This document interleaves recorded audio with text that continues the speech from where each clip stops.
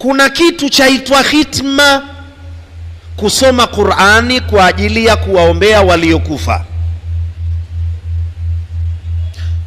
Kwa sababu ya kutokuwa tayari kuheshimu dini, wamekuja watu wakaita bid'a.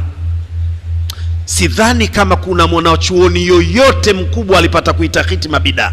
Sidhani. Tunachanganya kati ya masailu khilafia na bid'a. Ni vitu viwili tofauti. Changanya kati ya bid'a na masala mukhtalafun fi, vitu viwili tofauti, na kanuni za sheria ziko wazi.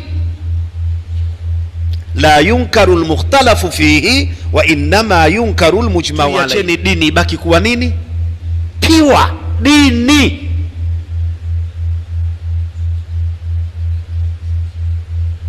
La wajib libaki kuwa wajib. Alilolisema mtume wajibu libaki kuwa nini? Alilolisema mtume kwa mafuhumu kwamba ni sunna libaki kuwa sunna. Ihfadhillaha yahfadhka, ihfadhillaha tajidhu tujahaka. Moja.